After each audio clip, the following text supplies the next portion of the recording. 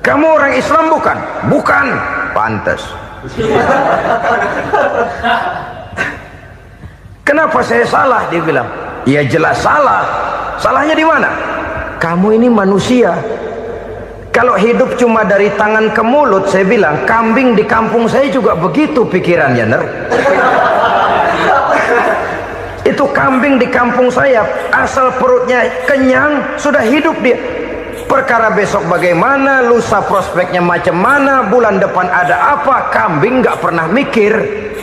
Di kampung saya kambing juga pikirannya begitu. Kamu Kristen ya? Tadinya. Loh kok tadinya, lalu apa sekarang kamu ini? Dia bilang sekarang saya netral.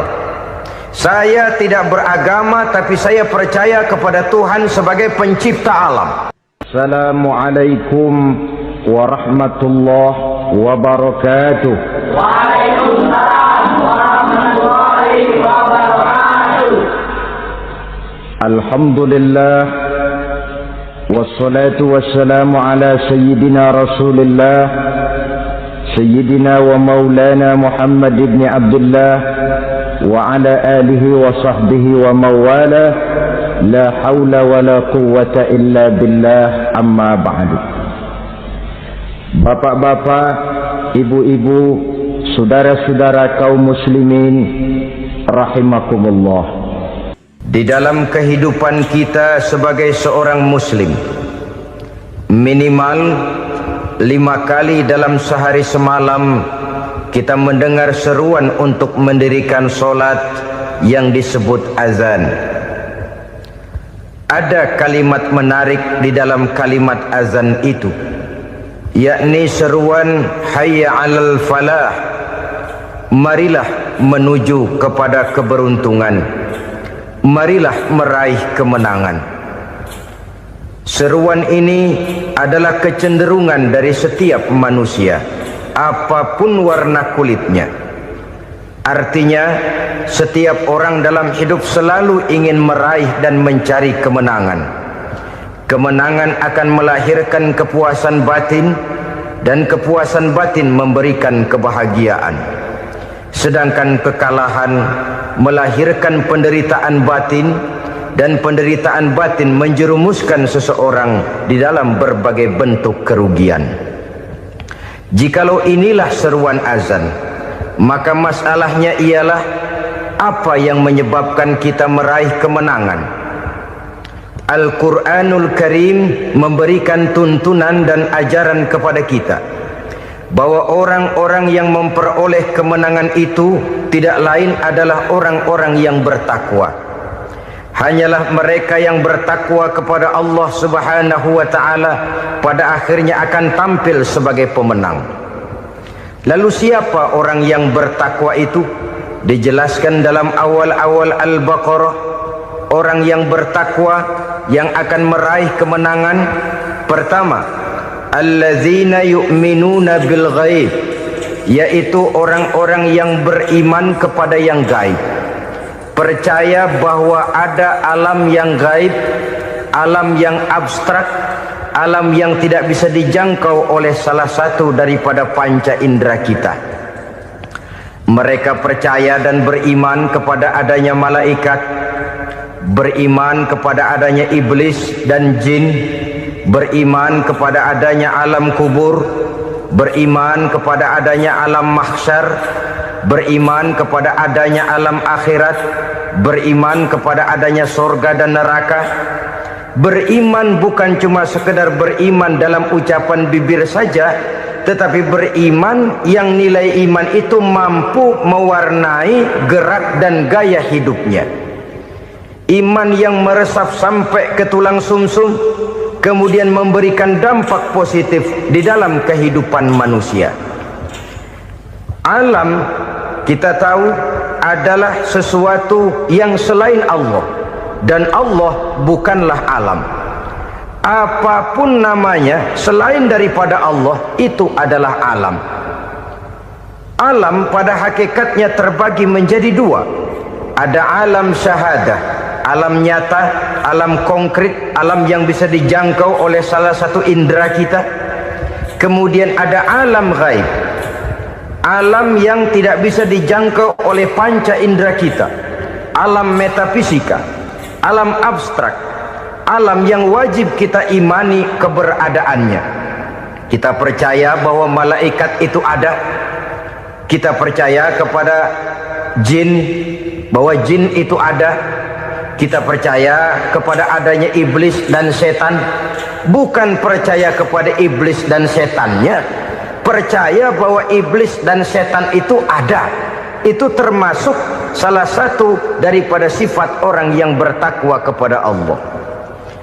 Saudara-saudara kaum muslimin rahimakumullah, kecenderungan pembangunan yang lebih bersifat materialistis biasanya menggeser aspek kehidupan rohani. Orang berpikir empiri, dan dalam pola pikir yang demikian maka alam gaib tidak lagi mendapat perhatian. Aspek kehidupan yang bersifat rohaniah malah mulai ditinggalkan. Akibatnya terjadilah kepincangan di dalam kehidupan kita. Pernah ada satu pengalaman pribadi dalam perjalanan kembali ke tanah air. Dalam pesawat di sebelah kanan saya duduklah seorang Jerman namanya Heiner Simonsen. Iseng saya ajak kenalan, saya ajak ngobrol, saya tanya dia. Saya bilang, Mas Heiner ini, kalau pesawat yang kita tumpangi ini jatuh ke bawah, kira-kira apa yang bakal terjadi, Mas? Dia bilang, kita semua akan mati. Begitu? Iya. Oke. Apa itu mati? Tanya saya. Dia bilang, untuk tahu apa itu mati, kita harus tahu lebih dahulu apa itu hidup. Saya pikir nih bule bisa ngomong juga. Baiklah kata saya. Apa hidup menurut Anda itu? Oh, hidup itu dia bilang, kalau seluruh anggota badan kita bekerja secara normal, paru-paru memompa darah secara normal, jantung berdetak secara normal, sel-sel tubuh bekerja secara fit, dan organisme tubuh hanya mau bekerja secara normal, dia bilang, kalau kita memberi makan yang cukup, menu yang teratur, dan gizi yang lengkap. Saya bilang, kesimpulannya apa, Ner? Dia jawab, hidup adalah dari tangan ke mulut. Life is from the hand to the mouth, kata dia. Hidup adalah dari tangan ke mulut. Jadi masalah hidup tidak lebih daripada masalah isi perut. Orang pergi pagi, pulang sore, peras keringat, banting tulang, perut yang dibelain. Saya bilang, you are wrong. Sampean salah, Ner. Kamu orang Islam bukan? Bukan. Pantas. Kenapa saya salah? Dia bilang, ya jelas salah. Salahnya di mana? Kamu ini manusia. Kalau hidup cuma dari tangan ke mulut, saya bilang, kambing di kampung saya juga begitu pikirannya, Ner. Itu kambing di kampung saya, asal perutnya kenyang, sudah hidup dia. Perkara besok bagaimana, lusa prospeknya macam mana, bulan depan ada apa, kambing nggak pernah mikir. Di kampung saya kambing juga pikirannya begitu. Kamu Kristen ya? Tadinya. Loh kok tadinya, lalu apa sekarang kamu ini? Dia bilang, sekarang saya netral. Saya tidak beragama, tapi saya percaya kepada Tuhan sebagai pencipta alam. Saya ingat benar dia bilang, I haven't any religious, but I believe to God as the creator of the world. Kenapa bisa netral begitu, Ner? Habis saya bingung katanya. Islam bilang Islam baik, Kristen bilang Kristen baik, Hindu Buddha bilang Hindu Buddha baik, semua agama baik. Saya netral sekalian, nggak beragama. Yang penting saya percaya kepada Tuhan. Saya bilang, Ner, kamu ini kayak orang mau beli celana, lalu bingung. Yang satu bilang Levi's bagus, yang satu bilang Blue Jean hebat, yang satu bilang Wool England hebat. Celana ini hebat, celana itu bagus, celana ini hebat. Semua celana bagus, kamu bingung. Akhirnya netral, tidak pakai celana. Itu itu juga salah. Saya pikir-pikir, kemudian saya melihat bahwa dua pola berpikir Henner ini nampaknya sudah mulai menggejala di lingkungan masyarakat bangsa kita. Disadari atau tidak, secara jujur kita harus berkata, dua pola pemikiran Henner ini mulai berkembang di tengah masyarakat bangsa kita. Pertama, pola pikir materialisme. Hidup adalah dari tangan ke mulut. Masalah hidup tidak lebih masalah isi perut. Itu yang perlu dibela, dan disitulah arti kehidupan. Pergi pagi, pulang sore, peras keringat, banting tulang untuk mempertahankan perut. Kalau sudah kemari cara orang berpikir, maka buat apa percaya kepada yang gaib? Untuk apa sholat? Untuk apa puasa? Untuk apa zakat? Untuk apa menghadiri majelis taklim? Tanpa kepercayaan kepada yang gaib, hidup berjalan menurut alur empiris dan materialis. Kalau sudah ke sana cara orang berpikir, biasanya orang lalu cenderung menghalalkan segala cara. Hanyalah orang yang percaya bahwa akhirat ada. Hanyalah orang yang percaya bahwa alam kubur itu ada. Hanyalah orang yang percaya bahwa malaikat itu ada, hidupnya akan lebih terarah dan terkendali. Karena kepercayaan kepada yang gaib, yang merupakan fase daripada kehidupan setelah hidup yang sekarang ini, mewarnai gerak pribadi seseorang di dalam dia melakukan kegiatan hidupnya. Pola berpikir materialisme, disadari atau tidak, mulai menggejala di lingkungan masyarakat bangsa kita. Hidup tidak lebih dari urusan tangan ke mulut, mulut ke tangan, tangan ke mulut. Asal perut sudah kenyang, hiduplah sudah.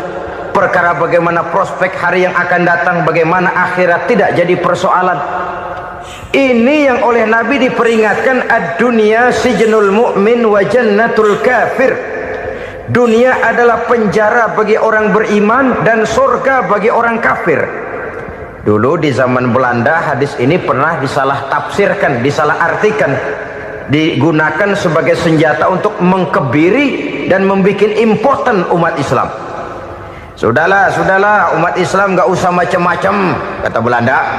Dunia ini kan penjara buat orang Islam, surga buat orang kafir. Di penjara jangan bertingkah.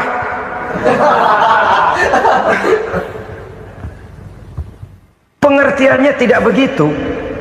Dunia adalah penjara bagi orang mukmin. Artinya dalam kehidupan dunia seorang mukmin tidak bebas memperturutkan hawa nafsunya. Dipenjara hawa nafsunya. Sebaliknya surga bagi orang-orang kafir. Buat orang kafir surgalah dunia ini. Mereka bebas memperturutkan hawa nafsunya.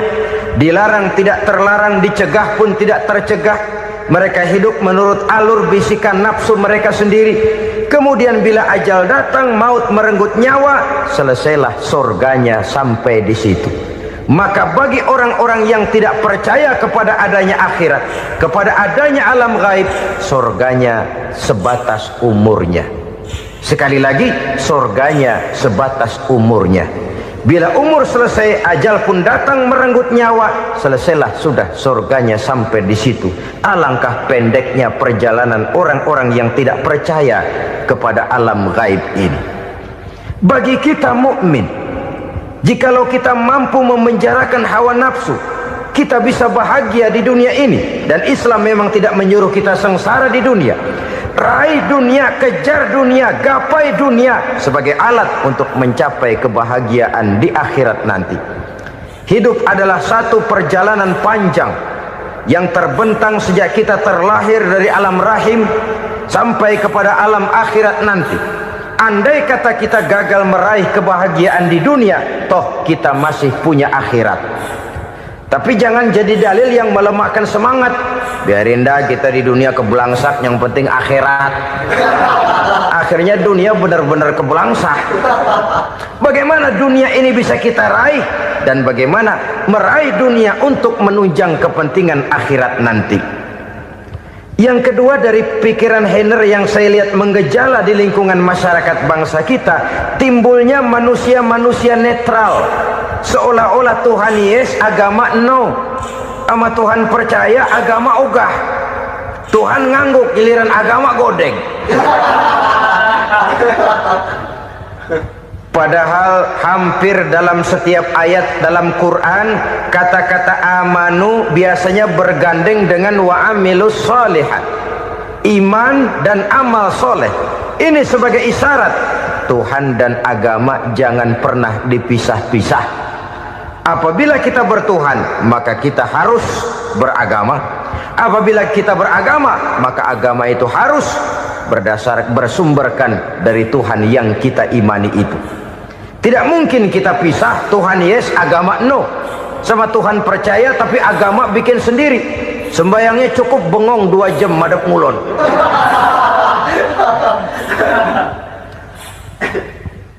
Saudara-saudara kaum muslimin rahimakumullah. Jadi dengan demikian, agama yang kita akui merupakan unsur mutlak di dalam pembangunan sekarang ini, merupakan bagian dari kehidupan yang menuntun kita bahwa di balik alam nyata ini, di balik alam syahadah ini ada alam gaib. Dan mudabbir, murabbi, yang mengatur, yang menguasai, yang memelihara baik dia alam nyata, baik dia alam gaib, tidak lain adalah Allah Subhanahu wa taala. Di sana ada satu super power, satu maha kekuatan yang kita perlu bersandar kepadanya. Sebagai makhluk nyata yang hidup di alam nyata, berbuatlah secara nyata sebagaimana harusnya kita berbuat. Karena Islam jelas bukan agamanya orang pemalas. Islam jelas bukan agamanya orang yang mengajarkan setelah selesai sholat boleh duduk, nggelenggem ayam-ayam, ndelohom, menghitung bintang di langit sambil menunggu keajaiban. Tidak. Islam adalah agama yang mengajarkan apabila sholat sudah selesai kamu kerjakan, bertebaranlah di permukaan bumi, cari karunia Tuhanmu. Jangan hidup berpangku tangan menunggu keajaiban, karena hidup bukan undian. Jangan berharap untung besar tanpa mau peras keringat. Tapi di sebalik itu toh kita juga harus yakin bahwa di sisi usaha nyata yang kita lakukan ada satu super power, satu maha kekuatan gaib yang menentukan berhasil dan tidaknya usaha kita. Kepercayaan kepada hal semacam inilah yang mendorong kita untuk mempunyai sandaran vertikal, agar jikalau usaha ini berhasil, kita tidak lupa diri dan lupa daratan. Jikalau usaha ini gagal, kita tidak putus asa dan buruk sangka, tidak cupik pandangan dan sempit hati, tapi mampu melihat persoalan dengan kacamata putih sambil husnuzon kepada Allah Subhanahu wa ta'ala. Kita percaya malaikat itu ada yang namanya raqib dan atid, mengawasi gerak hidup kita sampai kepada gerak hati kita. Ini memberikan sugesti agar kita berhati-hati, tidak sejengkal tanah pun kita bisa berlindung dari pengawasan raqib dan atid. Ada munkar nakir yang akan menyoal kita di alam kubur. Ada malaikat Malik, penjaga neraka. Ada malaikat Ridwan yang menjaga surga. Kita percaya kepada adanya jin, kita percaya kepada adanya setan, iblis. Percaya kepada adanya, bukan mempercayai si setan, si iblis lalu menjadikannya sebagai teman. Tidak. Percaya bahwa mereka itu ada dan merupakan makhluk Allah yang gaib, yang diciptakan Allah Azza wa Jalla. Kepercayaan kepada alam gaib memberikan motivasi terhadap gerak lahir manusia, sehingga dengan motivasi kepercayaan kepada yang gaib, gerak lahir jadi lebih terarah, jadi lebih terpelihara. Pernah seseorang bertanya, "Pak, apakah adanya akhirat bisa dibuktikan secara ilmiah?" Saya bilang tidak bisa, tidak bisa. Kenapa? Karena yang berangkat nggak pernah pulang kembali lagi. Kalau dia pulang kemari bisa kita tanya bagaimana enak di sono. Cuma secara moral saya katakan, lebih beruntung orang yang percaya kepada akhirat daripada yang tidak. Sekarang saudara percaya akhirat ada, lalu saudara baik-baik di dunia, Sholat, puasa, zakat, menolong orang lain, menebarkan kebajikan. Saudara mati, andai kata akhirat tidak ada, toh dalam hidup saudara sudah berbuat baik, paling tidak nama saudara akan dikenang sebagai orang baik. Sebaliknya, saudara percaya, kata saya, bahwa akhirat tidak ada, lalu hidup semau-maunya, tenggelam dalam maksiat dan munkarat, menentang Allah, tidak mau ruku dan sujud. Lalu saudara mati, kemudian akhirat ada, ayo mau apa? Bekal tidak punya. Jadi secara moral lebih beruntung orang yang percaya kepada adanya akhirat daripada yang tidak percaya. Dan itu alam gaib yang tidak bisa dibuktikan secara eksat. Jangankan untuk membuktikan seperti itu, dalam kehidupan sehari-hari saja yang kita rasakan tidak selalu berbentuk toh. Angin, bagaimana sih bentuknya angin? Kita tidak tahu. Merah, buktinya kalau dikerok merah. Yang merah itu kulit, yang kulit kita bukan anginnya. Sakit, rasa sakit itu ada, tapi bagaimana bentuk sakit kita nggak pernah tahu. Kalau kita makan cabai pedas, bagaimana bentuk pedas itu tidak ada, tapi rasa ada. Bentuk pedas hijau, cabainya bukan pedasnya. Tidak semua yang kita rasakan bisa kita gambarkan dalam bentuk yang konkret. Oleh karena itu, sekali lagi bahwa kepercayaan kepada alam yang gaib mampu memberikan satu sugesti yang menata kehidupan seseorang lebih lurus, lebih terarah, dan lebih terkendali. Maka wajar kalau kepercayaan kepada yang gaib mengantarkan seseorang untuk meraih kemenangan. Kenapa? Dia percaya kepada yang gaib, bahwa akhirat ada, bahwa alam kubur ada, bahwa pertanggungan jawab itu ada. Maka dia lalu tidak hidup saenae udele dewe, itu loh. Tidak hidup menurut seleranya sendiri, terarah, teratur. Ini cirinya yang pertama. Orang bertakwa yang akan meraih kemenangan, mereka beriman, mereka percaya kepada yang gaib. Bahkan hal-hal konkret saja selalu berangkat dari yang gaib. Saudara-saudara, para remaja, para pemuda sekarang ini tidak pernah tahu toh siapa yang akan jadi teman hidup saudara. Kita bisa saja ngerancang, mentargetkan, tapi toh akhirnya yang namanya jodoh bukan kekuasaan kita. Rezeki di luar kemampuan kita. Begitu juga ajal, maut, jodoh, ajal adalah contoh-contoh konkret bahwa pada akhirnya yang gaiblah yang menentukan. Bertahun-tahun ngelancong, emang jodoh seret nggak jadi.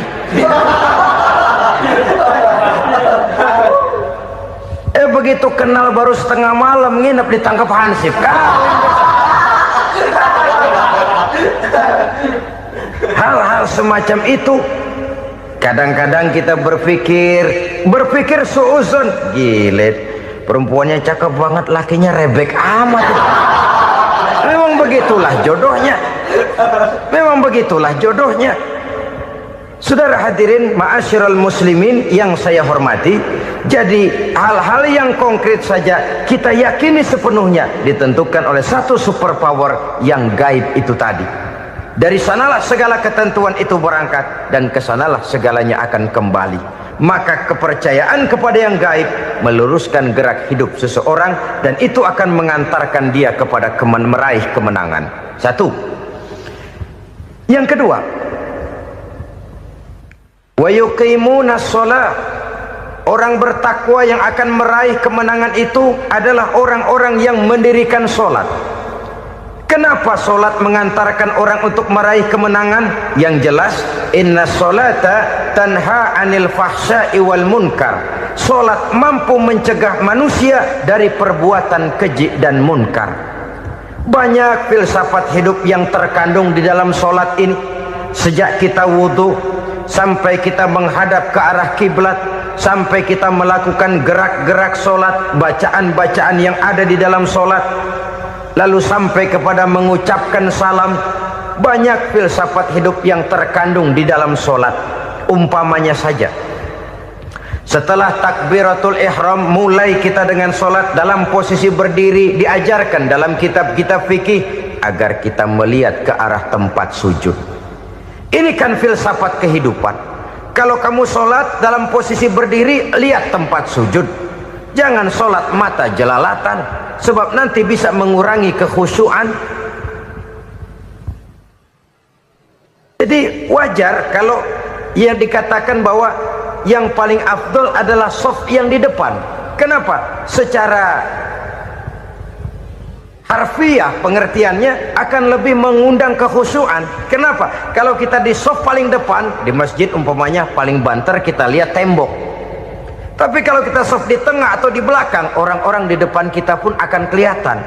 Yang bajunya loreng, yang bajunya genggang, yang bajunya macam-macam. Kita lihat, kadang-kadang kita pikirin, ada yang bajunya bolong. Kita sholat tapi dalam hati, nih orang bajunya robek yang nggak tahu apa. Ada saja hal-hal yang mengusik kekhusyuan kita. Oleh sebab itu diajarkan dalam posisi berdiri, lihat, arahkan pandangan matamu kepada tempat sujud. Ini kan filsafat kehidupan. Maksudnya apa? Kalau lagi diri lihat dong tempat sujud. Kalau udah di atas ingat dong sama yang bawah. Kalau sudah tinggi ingat dong dari mana kamu berangkat. Kalau sudah berkuasa bantu dong yang lemah. Kalau sudah kaya santuni dong yang miskin. Kalau sudah alim bimbing dong yang awam. Ini filsafat kehidupan. Dalam posisi berdiri kau lihat tempat sujud. Ini akan melahirkan kepekaan sosial di mana seseorang mau tahu kepada orang lainnya. Bagaimanapun kaya kita, tinggi pangkat dan jabatan kita, jikalau hidup hanya untuk kepentingan perut sendiri saja, rasanya belum membawa manfaat di dalam kehidupan kita. Tapi efek yang tertinggi sesungguhnya, solat mencegah manusia dari perbuatan keji dan munkar. Perbuatan keji dan munkar walaupun kelihatannya mendatangkan uang, membawa keuntungan, tapi itu keuntungan semu, keuntungan sementara. Dengan menipu orang lain kita bisa dapat untung, tapi tidak membawa berkah. Dan itu adalah kerugian besar dalam kehidupan kita. Maka untuk meraih kemenangan harus dimulai dengan membentuk kepribadian yang tegar, memiliki sandaran vertikal yang langsung kepada Allah Subhanahu wa ta'ala. Dan itu hanya bisa kita tempuh melalui jalur ibadah formal yang sudah ditentukan Allah, yakni solat yang 5 waktu. Untuk memperkuat itu ada solat-solat sunnah, rawatib, nawafil sebagai terminal-terminal kontrol cadangan untuk memelihara stabilitas temperatur batin di dalam kita berhubungan dengan zat yang maha gaib, yaitu Allah Subhanahu wa ta'ala. Orang sering bertanya, Pak, itu tetangga saya nggak sholat, duitnya nggak habis-habis, Pak. Nggak sholat tapi mobilnya tambah terus. Nggak sholat tapi usahanya makin maju.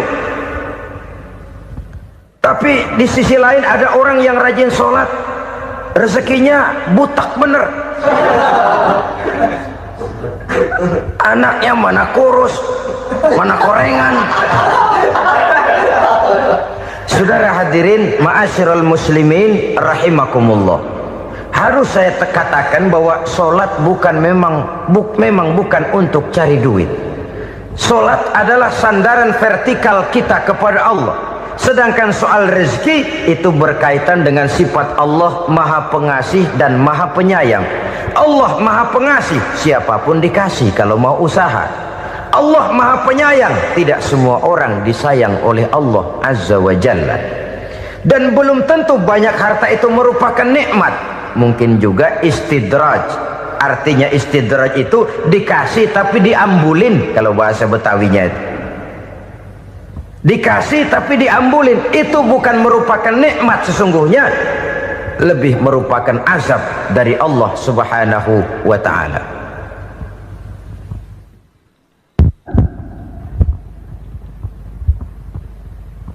Agama mempunyai sistem solat, dan kita umat Islam telah dituntun oleh Allah Subhanahu wa ta'ala yang wajibnya 5 kali dalam sehari semalam mendirikan solat. dan itu tentu berada dalam jangkauan kemampuan manusia. Pada awalnya barangkali kita memang merasa solat itu satu kewajiban, tapi semakin kita hayati makna, manfaat dan filsafat yang terkandung di dalam ajaran solat, semakin sampai kita kepada keyakinan bahwa solat adalah keperluan kita. Sehingga pada waktu tertentu dinilai puncaknya, kita tidak lagi akan berkata saya wajib solat, tapi kita akan berkata saya perlu solat. Kalau kita sudah merasakan itu adalah keperluan kita, nah di sanalah kita. Sesungguhnya harta, dinar, dirham, uang di mana-mana selalu bikin hebat orang yang memilikinya. Coba lihat orang yang punya duit sama yang enggak punya duit, jangan gaya hidupnya, gaya jalannya aja lain. Wahia lisanun liman arada fasahatan, wahia silahun liman arada qitala. Uang adalah senjata yang paling ampuh bagi orang yang mau pergi.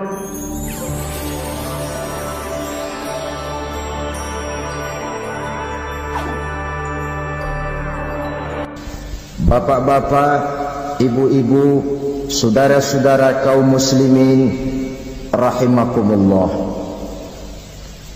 Murai di dahan dan kokok ayam di kandang, dunia ini penuh dengan berbagai macam kesibukan.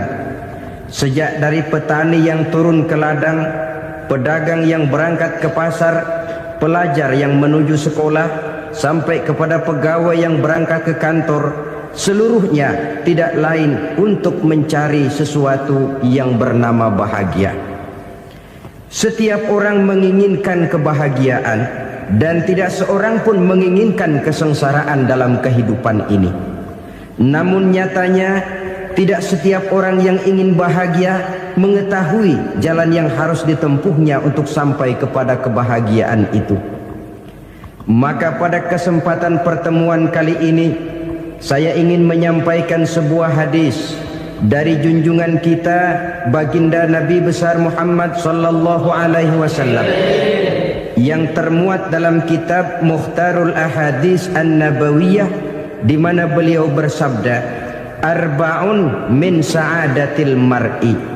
Ada 4 perkara yang merupakan tanda dari orang bahagia. Saya mau tanya, di antara saudara-saudara yang hadir di sini, apa ada yang kepengen jadi orang sengsara? Seluruhnya tentu ingin mendapatkan kebahagiaan.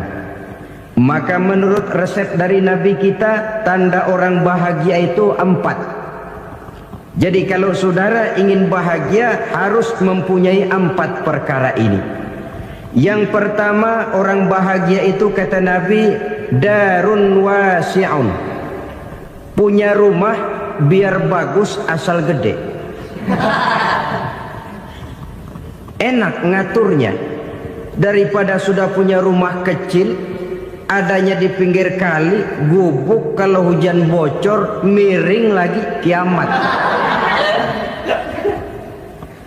Loh, kalau gitu Islam materialis dong. Hadis ini boleh diartikan dengan makna hakiki, arti yang sebenarnya, boleh diartikan dengan makna majazi, arti kiasan. Kalau dia diartikan dengan arti kias, maka yang dimaksud darun wasi'un ay qalbun wasi'un. Rumah yang luas tidak lain daripada hati yang lapang. Karena di situ kunci kebahagiaan yang sebenarnya. Walaupun kita cuma tinggal di petak berukuran 2 kali 3 meter, kalau hati kita luas rasanya rumah itu. Tapi biar rumah kita halamannya saja puluhan ribu hektar, ada kolam renangnya, kamar tidurnya tidak lagi terhitung. Kalau hati yang menempati rumah itu sempit, maka akan terasa sempit jugalah rumah itu. Tempat bergantungnya tidak lain adalah hati. Marilah kita mencoba melihat berbagai pandangan orang tentang bahagia ini. Ada orang menyangka bahwa bahagia itu kalau dia mendapatkan harta yang sebanyak-banyaknya. Siapa yang banyak harta, dialah raja. Apa yang dia mau seluruhnya bisa dibeli. Keamanannya dia bisa menyewa petugas. Seluruh fasilitas untuk menyenangkan kehidupannya bisa dibeli. Pendeknya, hartalah segala-galanya dalam kehidupan. Sampai ada pepatah mengatakan, innad darahima fil amakini kulliha taksur rijala mahabatan wa jalala. Sesungguhnya harta, dinar, dirham, uang di mana-mana selalu bikin hebat orang yang memilikinya. Coba lihat, orang yang punya duit sama yang enggak punya duit, jangan gaya hidupnya, gaya jalannya aja lain. Wahia lisanun liman arada fasahatan, wahia silahun liman arada qitala. Uang adalah senjata yang paling ampuh bagi orang yang mau pergi perang, dan lidah yang paling fasih bagi orang yang mau bicara. Kalau bicara dengan lidah macet, cobalah bicara dengan harta, lancar. Sampai ada pepatah demikian, segalanya bisa diatur dengan harta. Maka di kalangan orang yang berpandangan semacam itu, seluruh kegiatan hidupnya hanya terfokus kepada bagaimana mengumpulkan harta yang sebanyak-banyaknya. Tidak peduli halal haram, tidak kenal sore pagi siang dan malam, tidak sempat sujud, jauh dari agama, jauh dari kehidupan yang bersifat ruhaniyah, jauh dari Allah dan sebagainya. Sampai dalam Al-Quran dikelompokkan dalam kelompok yang dinamakan lumazah. Allazi jama'a malahu wa'addadah yahsabu anna malahu akhladah. Mereka mengumpul-ngumpulkan harta sebanyak-banyaknya dan menyangka bahwa harta yang banyak itu dapat mengekalkan hidupnya, mengekalkan kekayaannya, mengekalkan kebahagiaannya. Saudara hadirin yang berbahagia, kalau pandangan hidup ini benar, artinya kalau harta memang merupakan satu-satunya hal yang dapat membuat orang bahagia, tentu di rumah mewah tidak akan pernah ada tangis derita. Tentu di satu tempat di mana fasilitas hidup serba menunjang tidak ada yang namanya penderitaan. Tapi suka dan duka, sedih dan gembira, senyum dan tawa adalah milik setiap orang, baik dia punya harta maupun dia tidak punya harta. Nyatalah bahwa harta semata-mata bukan merupakan jaminan bahwa orang akan bahagia, walaupun tanpa harta orang sulit untuk bahagia. Saya mau cerita, ada orang super kaya, namanya Aristotle Onesius, raja tanker Yunani. Dia punya kapal tanker saja konon sampai 11 banyaknya. Punya perusahaan penerbangan yang disebut Olympic Airlines. Punya hotel di berbagai kota besar di dunia ini, sejak dari New York, London, Paris, Rome dan sebagainya. Bahkan punya pulau yang dia namakan Pulau Scorpio. Ini kan namanya sudah kaya nggak tanggung-tanggung, punya pulau. Nah, dia punya 2 orang anak, yang satu laki-laki namanya Alexander, yang satu perempuan namanya Maria Onesius. Seluruh harapannya tertumpah kepada anak lakinya Alexander ini, yang akan meneruskan usahanya, meneruskan kekayaannya, meneruskan dinastinya. Apa yang terjadi? Ternyata anak yang dia harapkan yang bernama Alexander ini mati muda dalam kecelakaan pada waktu dia olahraga. Apa olahraganya? Namanya olahraga anak orang kaya, golongan jet set. Olahraganya olahraga pesawat terbang. Jatuh, ya nggak kapungut, habis mati. Tinggal satu anak perempuannya, Maria Onesius. Tapi anak perempuan ini juga malah urakan. Terakhir dia pacaran, bahkan kemudian kawin sama orang Rusia. Rupanya Aristotle Onesius ini broken. Kekayaannya yang berlimpah ruah, perusahaannya yang begitu banyak, siapa yang akan meneruskan? Siapa yang akan menggantikan? Sampai kemudian dia mengurung diri di Pulau Scorpio, dan mati di sana secara mengenaskan. Seorang multi jutawan, seorang yang super kaya, mati menyendiri di pulau sepi. Ibarat kata pepatah, anak ayam mati di lumbung. Bukan kekurangan makanan, keurugan makanan. Begitu kehidupan Aristotle Onassis. Dan banyak orang-orang yang sudah demikian kaya sampai dibingungkan oleh kekayaannya sendiri. Telusurilah kehidupan David Rockefeller misalnya, Henry Ford misalnya, Adnan Khashoggi misalnya. Multi jutawan yang kadang-kadang dibuat keder oleh kekayaannya sendiri. Pantas ketika Imam Ali ditawarkan orang, "Ya Ali, kalau kepadamu disuruh pilih ilmu atau harta, kau pilih mana?" Ya jelas pilih ilmu dong. Kenapa? Pertama, ilmu kalau kita berikan kepada orang lain tambah. Tapi harta kalau kita berikan kepada orang lain kurang. Saudara punya uang 10.000, dibagi orang 5.000, jelas uang saudara berkurang. Tapi saudara punya ilmu diberikan kepada orang lain bisa, saudara pun makin mantap. Tidak lantas jadi bodoh karena ngajarin orang. Saudara bisa Fatihah lalu mengajarkan orang Fatihah. Orang bisa, saudara pun makin hafal. Tidak lantas setelah diajarin orang ilmunya hilang. Begitu datang dia minta orang, "Tolong ajarin saya Fatihah." Udah habis, nggak ada.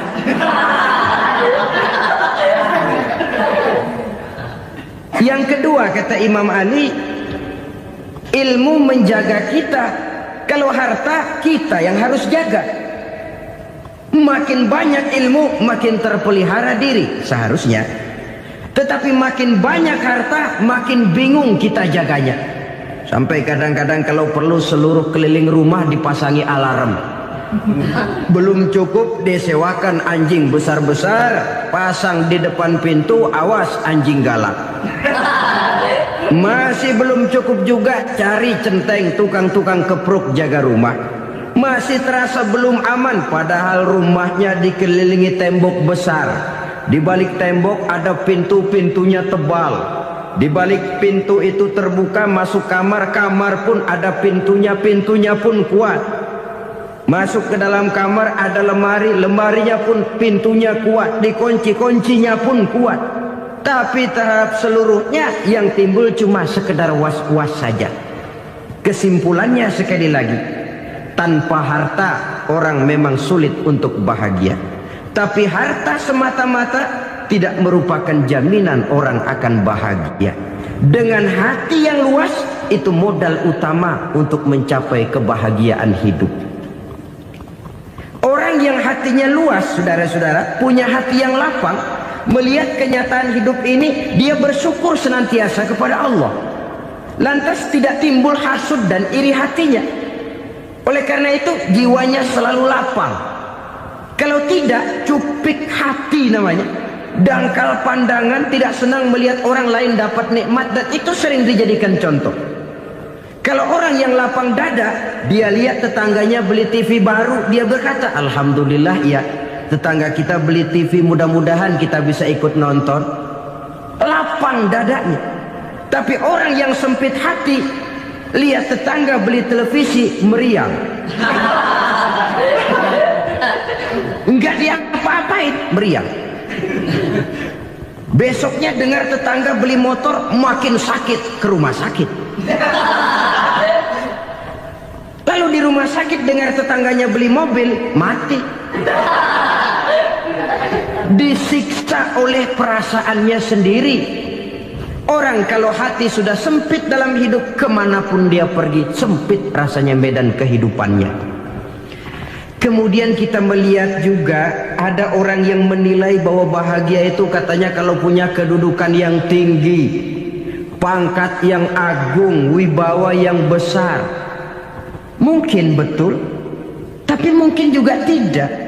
Bergantung kepada hati orang yang punya pangkat itu. Sama dengan harta tadi. Harta akan membawa bahagia kalau dia jatuh ke tangan orang yang berhati lapang. Tapi harta akan jadi bencana kalau jatuh ke tangan hati orang yang sempit. Pangkat akan membawa bahaya kalau jatuh di tangan hati orang yang sempit. Lebih dari itu, kenyataan mengajarkan kepada kita bahwa ternyata pangkat dan jabatan tidak selamanya memberikan kebahagiaan dalam kehidupan. Bahkan resikonya kelewat besar. Beberapa bukti kita bisa ambil dari para pemimpin dunia yang menjadi korban lantaran pangkat dan jabatan yang disandangnya.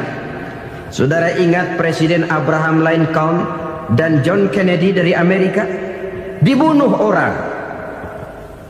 Park Chung-hee dari Korea Selatan, Ziaur Rahman dari Bangladesh, Anwar Sadat dari Mesir, terakhir Indira Gandhi dari India, menjadi korban dari pangkat dan jabatan yang disandangnya dari orang-orang yang tidak senang dia memegang jabatan itu. Dia akan mudah mengundang bencana, sehingga pantas kalau seorang presiden terkemuka Amerika, Harry Truman namanya, dia mengatakan jabatan presiden itu, kata dia, seperti orang nunggang macan, naik macan, harus kita taiki, kalau enggak dia bakal nerekam kita, ngeri katanya. Adapun orang yang hatinya lapang, kalau dia menerima pangkat dan jabatan, dianggapnya itu satu kesempatan untuk berbuat baik. Tapi orang yang berhati sempit, menerima pangkat dan jabatan, bukan kadang-kadang menerima, malah berusaha setengah mati mencapai dengan segala cara. Kalau perlu jilat atas, jilat atas. Jadi golongan sumuhun Dawud. Jadi kelompok kulon nuwun, yes sir, yang kerjanya cuma oke bos. Kalau perlu jilat atas, jilat atas. Kalau perlu injak yang bawah, injak yang bawah. Perlu sikut kiri kanan, sikut kiri kanan. Yang penting pangkat dapat, jabatan dapat. Orang yang semacam ini, kalau sudah mempunyai pangkat dan jabatan, biasanya dia tidak menganggap itu sebagai amanah, tidak menganggap sebagai kesempatan berbuat baik, tapi malah kesempatan untuk memperturutkan hawa nafsunya yang dilatar belakangi oleh kesempitan hatinya tadi. Apalagi kalau orang memperoleh pangkat karena banyak mengeluarkan uang, seakan-akan pangkat dan jabatan itu sekarang macam proyek pakai tender. Siapa yang berani bayar segini naik, nggak berani minggir. Padahal logikanya, kalau orang mencapai satu jabatan karena banyak mengeluarkan uang, hampir bisa dipastikan bahwa setelah jabatan itu dia pegang, langkah pertama yang akan dilakukannya ialah berusaha bagaimana uang yang dia keluarkan supaya kembali. Ya paling kurang pulang modal dulu dong. Soal mikirin rakyat soal nanti, tapi ini modal harus pulang. Itu celakanya kalau orang memperoleh pangkat dan jabatan cuma karena banyak mengeluarkan uang. Jarang orang yang mempunyai keyakinan dan pandangan bahwa pangkat dan jabatan merupakan amanah. Jadi sekali lagi, pangkat dan jabatan mungkin saja membawa kebahagiaan kalau jatuh ke tangan orang yang berhati lapang. Tapi bisa jadi bencana kalau dia jatuh ke tangan orang yang mempunyai hati yang sempit. Dan lagi-lagi stresnya hati yang lapang. Lalu sebagian orang, saudara, ada yang berpandangan katanya bahagia itu kalau jadi orang terkenal, mempunyai popularitas, menjadi idola di kalangan remaja, di kalangan orang tua, di segala lapisan masyarakat. Padahal makin populer orang, makin terikat dia. Ya kalau macam kita ini kan nggak punya nama, nggak populer, tengah malam buta mau nongkrong di warung Tegal aman. Tapi pangkat, jabatan, kedudukan, popularitas menyebabkan kita diikat dengan berbagai macam peraturan. Cuma mandi sama ke WC saja yang nggak dikawal.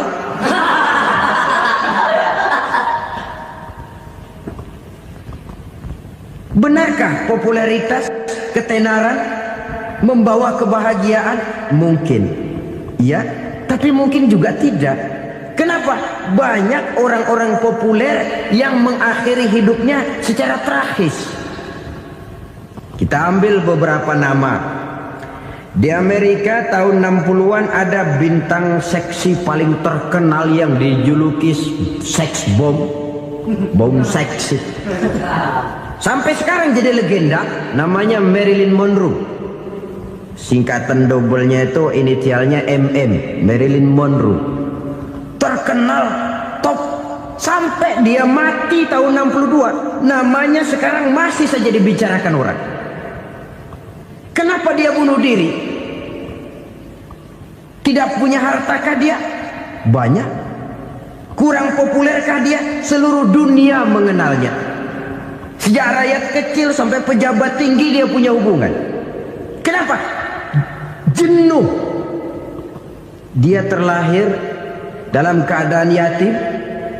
Setelah itu tidak lama dia berangkat remaja, ibunya meninggal. Pindah dari wanita asuh ke wanita asuh sampai 12 orang ibu angkatnya.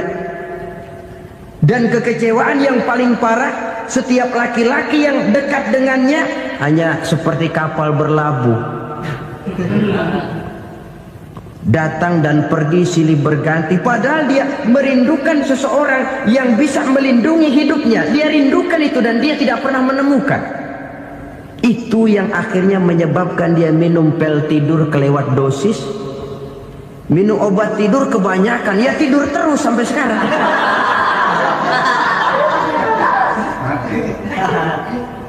Dia mengakui,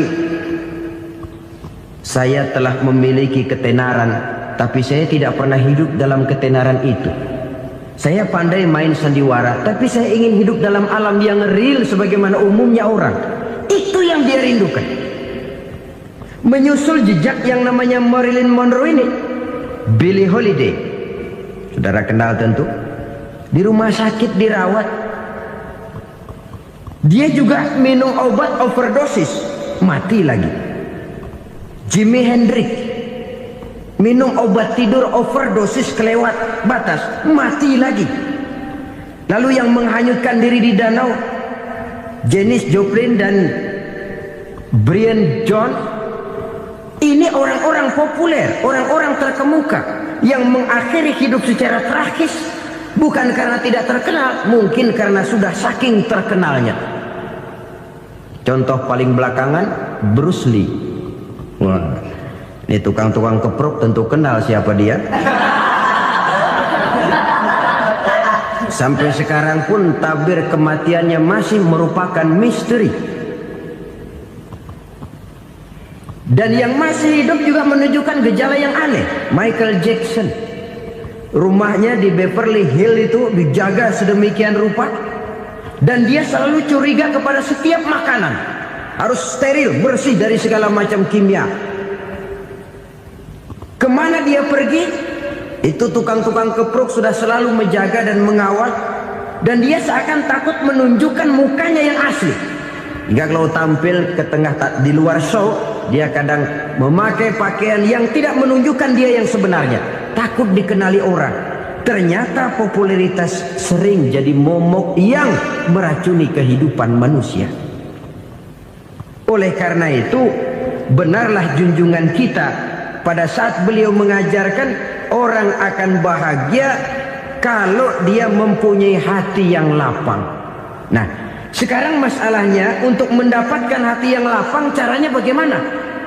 Kita kembali kepada konsep Quran. Allah mengajarkan, ala inna bi dzikrillahi tatmainnul qulub. Ketahuilah bahwa dengan banyak mengingat Allah, hati akan tenang, jiwa akan lapang. Dengan kata lain, dekat dengan agama, merasakan kehadiran Allah dekat dalam hidup, itu muara pertama untuk mencapai hati yang lapang.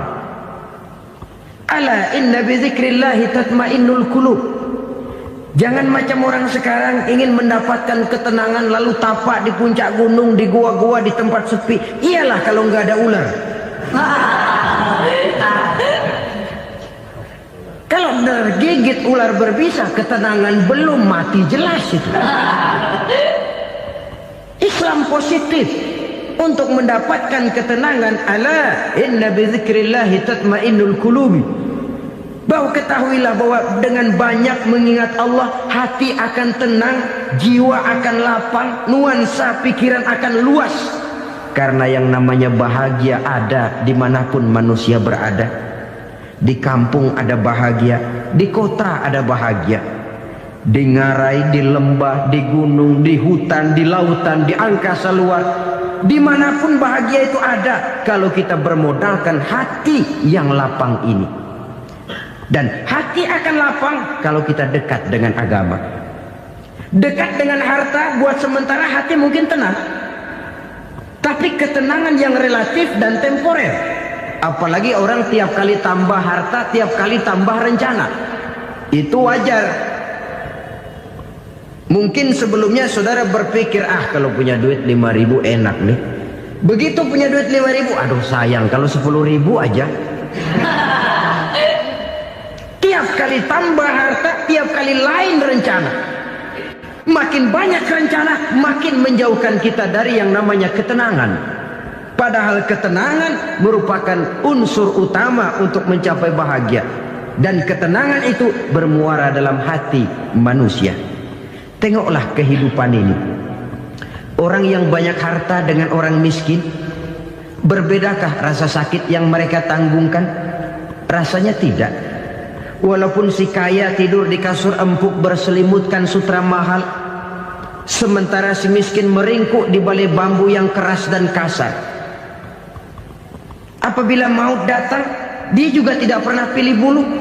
Maut datang menjemput si kaya di singgasana keemasannya, dikelilingi oleh para pengasuh, dayang dan idang serta para pengawal. Dan maut pun datang menjemput si miskin papa, sehingga ia tergelepar di tepian jalan. Kedua-duanya bernama mati. Kalau nyata bahwa sakit yang ditanggung si kaya tidak beda dengan sakit yang ditanggung si miskin, bukan harta semata yang membuat orang bahagia. Hati yang tenang, jiwa yang lapang penuh kedamaian. Karena banyak berzikir dan mengingat Allah, itu merupakan modal utama untuk mencapai sesuatu yang bernama bahagia.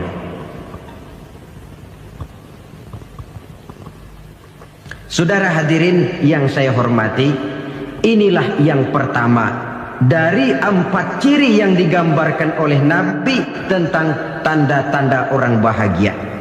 Dan harus berangkat dari yang pertama ini, hati yang lapang. Ini yang harus kita miliki lebih dahulu. Baru nanti akan menyusul kepada poin yang ketiga, kedua, dan selanjutnya. Sebab kalau hati sudah terisi dengan jiwa yang lapang, seluruh persoalan insya Allah akan bisa kita atasi dengan sebagaimana mestinya. Yang kedua sekarang, tanda orang bahagia menurut baginda Nabi, markabun syariah. Orang bahagia itu, kata beliau, punya kendaraan biar cepat asal lancar. Artinya kemana dia mau pergi mudah. Apa maksud hadis ini? Kalau kita kaji lebih dalam, kendaraan itu kan alat transportasi. Transportasi tidak lain adalah usaha memudahkan komunikasi. Pindah dari situ kepada teori bahwa manusia adalah zon politik, makhluk bermasyarakat yang tidak bisa memenuhi kebutuhan hidupnya secara sendirian. Kita memerlukan keberadaan orang lain dalam kehidupan ini. Untuk memakai baju saja kita sudah perlukan petani yang tanam kapas, pabrik yang memintal kapas jadi benang, pabrik yang menenun benang jadi kain, sampai kepada mesin jahit, sampai kepada tukang jahit. Itu cuma untuk memakai pakaian saja. Tidak seorang pun di antara kita yang sanggup memenuhi kebutuhan hidupnya secara sendiri. Kita perlu orang lain. Maka kebebasan dalam arti mutlak, kebebasan tanpa batas, itu tidak mungkin ada dalam kehidupan. Karena kita mengadakan yang disebut interaksi sosial. Setiap kegiatan kita tentu melibatkan orang lain. Menurut kita barangkali kita bebas jalan di jalan raya semaunya. Tapi orang lain berkendaraan pun merasa bahwa ini ada juga jalan haknya. Dan begitu selanjutnya. Oleh karena itu, maksud dari kendaraan yang cepat ini adalah khulata'uhu ma'as solihin. Lingkungan pergaulannya terdiri dari orang-orang soleh. Pergaulannya luas. Kemana dia pergi ada temannya. Kesulitannya ada tempat dia cerita. Dan kesulitan kalau sudah diceritakan kepada orang lain, taruh kata orang itu tidak bisa menolong, namun menceritakannya kepada orang yang kita percayai, kan paling kurang sudah mengurangi beban jiwa, mengurangi tanggungan batin, merasa masih ada tempat kita cerita. Maka lebih baik orang awam yang mau bergaul ketimbang orang setengah alim tapi ngunci pintu. Sebab nantinya akan timbul sikap picik, cupik pandangan, dan tidak luas menghadapi kenyataan dalam kehidupan ini. Namun yang harus kita garis bawahi, pergaulan memang mesti luas. Namun jangan sekali-kali lupa bahwa pergaulan sangat besar pengaruhnya dalam ikut membentuk kepribadian manusia. Sehari-hari bisa kita bilang, kalau kita dekat sama tukang minyak wangi, sekalipun nggak dibagi minyaknya, baunya tentu dapat. Betul? Tapi dekat sama tukang elas, walaupun nggak kena apinya, asapnya mesti kena. Kalau Syauqi mengatakan lebih jelas lagi, man asyaral asyrafa asa musarrafan wa muasyiral anzali ghairu musarrafin. Awalam taral jildal hakira muqabbalan bisagri lamma sara jildal mushaf. Siapa yang bergaul dengan orang mulia, dia bakal ikut menjadi mulia. Tapi siapa yang berteman dengan orang hina, dia tidak bakal ikut menjadi mulia. Tidakkah kau lihat, kata Syauqi, kulit kambing yang hina pun dicium orang ketika menjadi kantong Quran. Kulit kambing hina, kalau dia sendirian gak ada yang mau cium.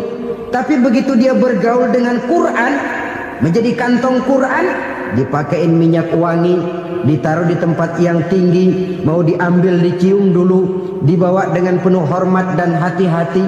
Kulit kambing yang hina lantaran berteman dengan Quran, numpang mujur. Tapi coba lihat kalau kulit kambing berteman dengan kayu, jadi beduk, habis. Zohor dikemplang, asar dipukul. Itu pun sedikit saja, cuma salah milih teman. Yang temannya Quran dihormati orang, yang temannya kayu lantaran jadi beduk, gelap-gelap subuh orang udah kemplangi.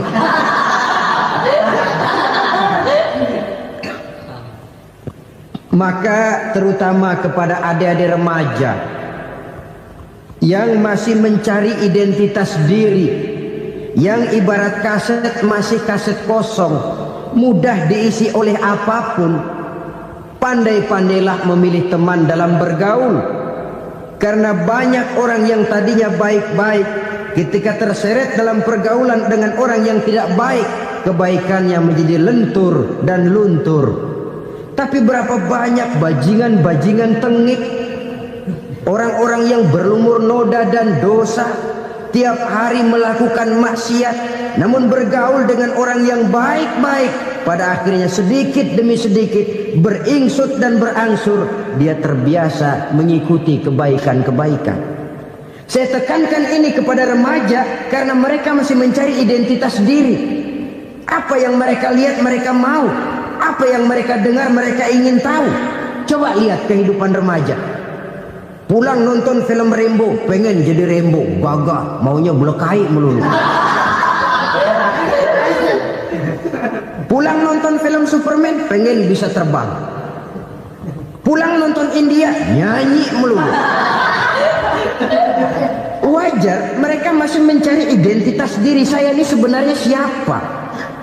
Lingkungan, pergaulan akan membentuk itu.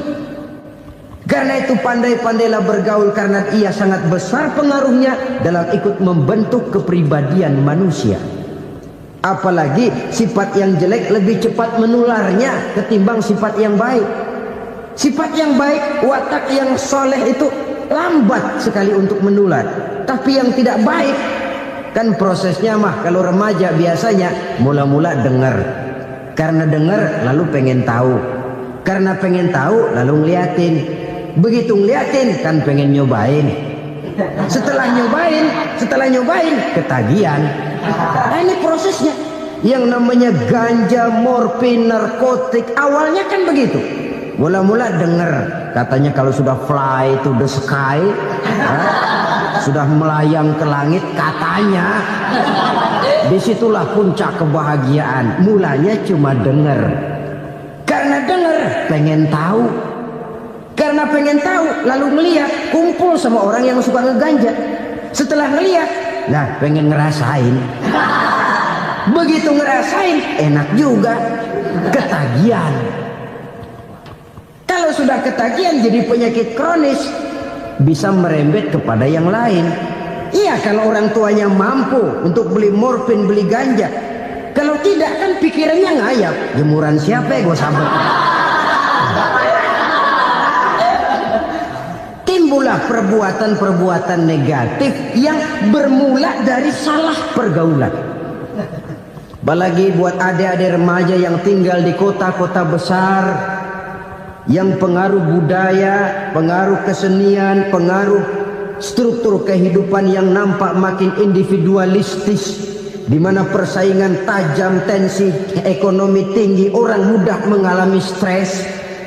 Pandai-pandailah dalam bergaul, sekali lagi karena ia sangat besar pengaruhnya dalam ikut membentuk kepribadian manusia.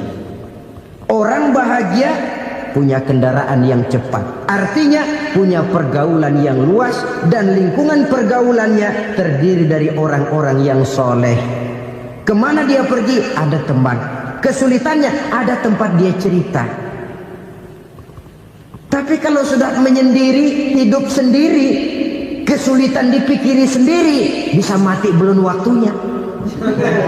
Tidak ada tempat berbagi rasa, tidak ada tempat bercerita, tidak ada tempat mengurangi beban dalam kehidupan. Pantas betul kalau Islam sangat menggalakkan dan menganjurkan orang kalau sudah sampai waktunya itu untuk melangsungkan nikah. Kata Nabi, ya ma'syaras syabab man istata'a minkumul ba'at falyatazawwaj.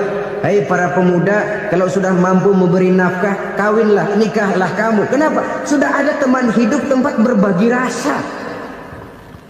Kesulitan kalau ada tempat cerita akan lebih ringan ketimbang kita telan sendiri, walaupun bobot kesulitannya sama beratnya. Saudara-saudara kaum muslimin rahimakumullah, inilah ciri yang kedua, punya kendaraan biar cepat asal lancar. Kemana kita mau pergi gampang. Dengan kata lain, setelah hati yang luas, pergaulan yang luas. Dua. Yang ketiga sekarang, tanda orang bahagia itu menurut Nabi, misbahun mudhi'un, punya lampu yang terang. Oh, itu enggak problem. Sekarang sudah zamannya listrik masuk desa, Pak. Lampu sudah terang semua. Betul, kalau itu yang dimaksud. Tapi tidak cuma itu. Karena lampu yang dimaksud di sini, lampu yang akan menerangi seluruh perjalanan hidup. Dan perjalanan hidup itu sudah dimulai sejak kita terlahir ke alam ini, sampai masuk ke alam barzah, kumpul di padang mahsyar, sampai ke akhirat. Lampu yang menerangi itu yang diperlukan. Kalau lampu, katakanlah yang paling top sekarang kan lampu jenis Mercury. Taruhlah itu di rumah kita, dia cuma menerangi rumah kita, menerangi hati pun tidak sanggup. Bila kita masuk ke alam barzah, alam kubur, sanggupkah si Mercury yang begitu terang menerangi alam barzah kita? Tidak sanggup lagi. Sanggupkah lampu yang ratusan watt, bahkan puluhan ribu watt menerangi kehidupan di padang mahsyar? Tidak akan sanggup lagi. Kalau demikian, yang dimaksud lampu yang terang di sini apa? Tidak lain amal soleh, kebajikan yang kita lakukan dalam hidup. Itu yang akan jadi lampu penerang. Di dunia nama kita akan terang. Jasad kita boleh hancur terkubur tanah, tapi nama kita akan dikenang orang. Begitulah kalau orang meninggalkan kebajikan dalam hidup seperti sekarang.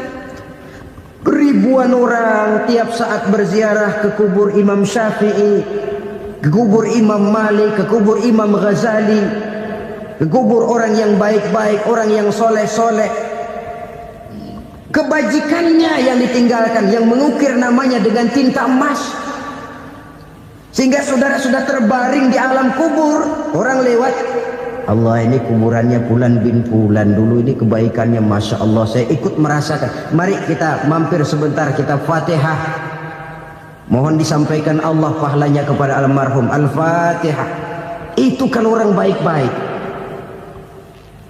Lalu saudara tanya, Pak, orang mati dikirimin Fatihah apa nyampe pahalanya? Saya jawab, kalau saudara nggak percaya, mati dulu dah. Nanti saya Fatihain, tungguin di sana. Umpama nggak sampai, balik lagi kemari. Sekarang ini kan maunya otak-otakan saja. Kalau nggak masuk otak, nggak percaya. Padahal alam gaib itu nggak bisa diotak-otakin. Sama saja dengan saudara pernah dengar cerita kapal tanpa emas tenggelam kan? Pernah nggak? Di mana? Di laut Masalembo. Begitu ketampo emas tenggelam, ratusan penumpang itu terjun ke laut, dipermainkan gelombang, berjuang menghadapi maut itu. Orang lagi timbul tenggelam di lautan, dihantam ombak, kita tengokin pakai helikopter. Pak, lagi timbul tenggelam ya? Iya, tolongin.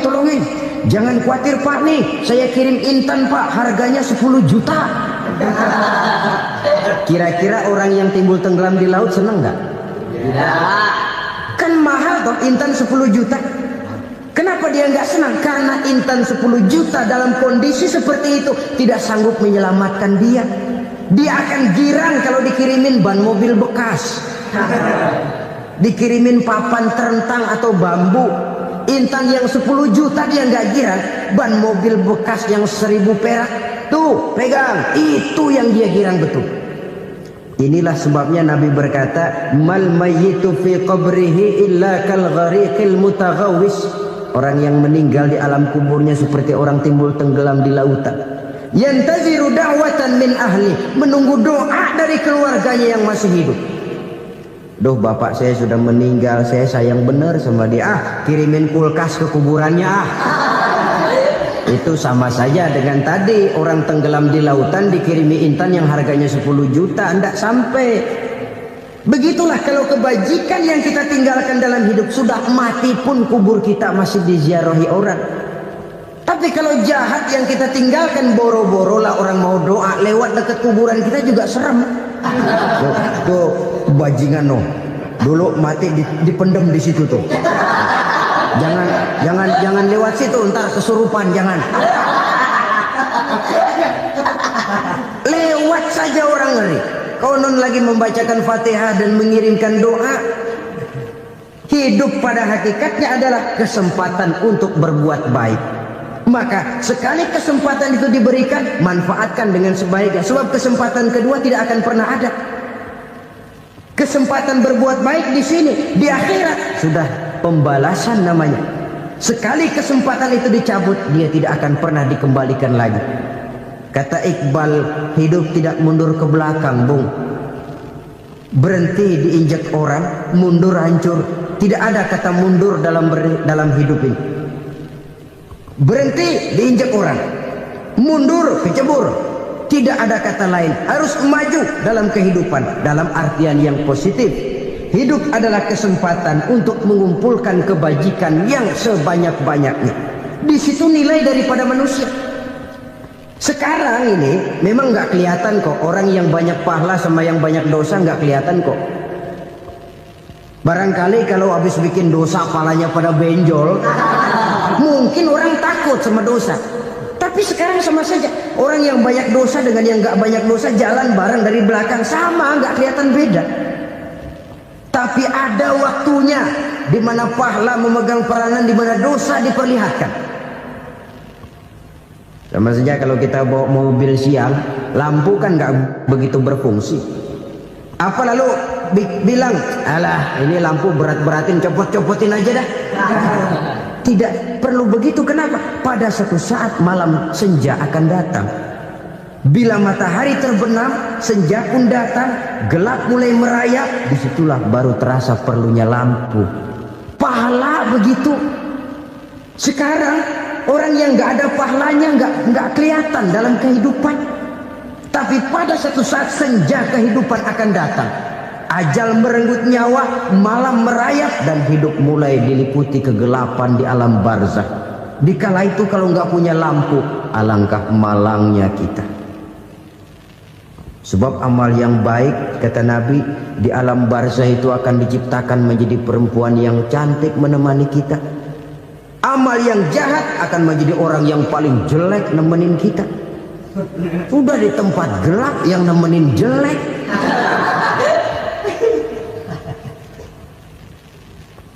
Kaum muslimin rahimakumullah. Kalau demikian masalahnya, tergantunglah kita pandai memanfaatkan waktu. Al-waktu kasayf. Waktu itu cepat sekali. Yang namanya waktu itu tahu-tahu. Tahu-tahu. Udah tahun 87. Tahu-tahu. Udah begitu. Tahu-tahu. Yang kemarin anak-anak, sekarang udah pada punya anak. Tahu-tahu saja itu. Begitu cepat waktu berlalu. Kalau tidaklah pandai kita memanfaatkannya, akan rugi kita. Nabi bersabda, "Man kana yaumuhu khairun min amsihi fahuwa rabih." Barang siapa yang hari ini lebih baik daripada hari kemarin, itu orang untung. Hari ini lebih baik daripada kemarin. Bulan ini lebih baik dari bulan kemarin. Tahun ini lebih baik dari tahun kemarin. Itu orang yang beruntung. Tahun kemarin sembahyangnya maghrib doang, sekarang udah tambah isya. Tahun kemarin cuma Idul Fitri aja ngancem bener, sekarang udah tambah Jumat, lalu tambah lagi maghrib, tambah lagi isya, dan selanjutnya. Hari ini lebih baik daripada kemarin, itu orang yang beruntung. Wa man kana yaumuhu mislu amsihi fahuwa khasir. Lalu barang siapa yang hari ini sama saja dengan hari kemarin, itu orang rugi. Hari ini sama dengan kemarin, rugi itu. Bulan ini begitu, bulan kemarin begitu. Tahun ini begitu, tahun lalu juga begitu. Rugi itu orang. Rugi apa? Rugi umur. Umur tambah, amalan gak pernah tambah. Dan saya pikir lebih merupakan azab ketimbang nikmat kalau orang dikasih panjang umur cuma untuk numpuk dosa. Mending mana? Panjang umur banyak dosa sama pendek umur dikit dosa? Mending mana? Mending mana? Ya, paling mending tentu panjang umur banyak pahala. Tapi kalau tidak, sekali lagi, lebih merupakan azab ketimbang nikmat kalau orang diberikan panjang umur tapi cuma untuk sekedar menumpuk dosa. Kehilangan kesadaran bahwa dunia bukan terminal akhir dari satu perjalanan. Dia cuma halte di mana kita berhenti sebentar untuk menuju kepada terminal yang hakiki. Saudara-saudara kaum muslimin rahimakumullah. Inilah lampu yang akan menerangi kehidupan. Amal yang kita lakukan di dalam kehidupan. Jadi yang dimaksud dengan lampu yang terang, kebajikan yang kita kerjakan dalam hidup. Nah, setiap orang di awal tadi saya bilang ingin bahagia. Bahagia itu kan hakikatnya kumpulan senang dan selamat. Senang, selamat. Apa bedanya? Senang tapi tidak selamat, nggak bahagia. Selamat tapi nggak senang, nggak bahagia orang. Contoh, kalau orang korupsi, duitnya banyak, senang dia, tapi keselamatannya. Ada tentara baris di samping rumahnya udah bingung, padahal tentara latihan. Tentara cuma latihan, dia bingung. Senang, tapi karena keselamatannya tidak terjamin, dia tidak bahagia. Sebaliknya pegawai negeri jujur benar, cuma segaji-gajinya, selamat nggak korupsi, tapi melarat, ya nggak bahagia juga, kurang senang. Kesenangan dan keselamatan untuk dunia saja, ya, sekali lagi, kalau cuma sekedar untuk dunia saja, bisa dibeli pakai uang. Bisa dibeli pakai uang. Saudara ingin selamat, bisa dibeli pakai uang. Saudara ingin senang, bisa dibeli dengan uang. Tapi setelah mati masuk ke alam barzah, habis kekuasaan uang. Nggak bisa lagi beli keselamatan pakai uang, tidak mungkin lagi membeli kesenangan dengan uang. Di situ pahala yang megang peranan. Makin banyak pahala, makin banyak saham untuk membeli kesenangan dan keselamatan, untuk memperoleh yang namanya bahagia. Dan jangan lupa loh, di alam barzah kita nggak sebentar, menunggu datangnya kiamat. Loh iya, kalau kita begitu dikuburin terus kiamat datang, untung. Tapi kalau masih harus 1000, 2000, puluhan ribu tahun yang akan datang, dalam satu penantian yang begitu lama, tanpa saham untuk memperoleh kebahagiaan, satu kemalangan yang tidak ada pernah putus-putusnya. Janganlah tergelincir oleh kebahagiaan sebentar yang menipu dengan mengorbankan kebahagiaan hakiki yang berjangka panjang. Apa artinya senyum sejenak kalau harus ditebus dengan tangis seumur hidup?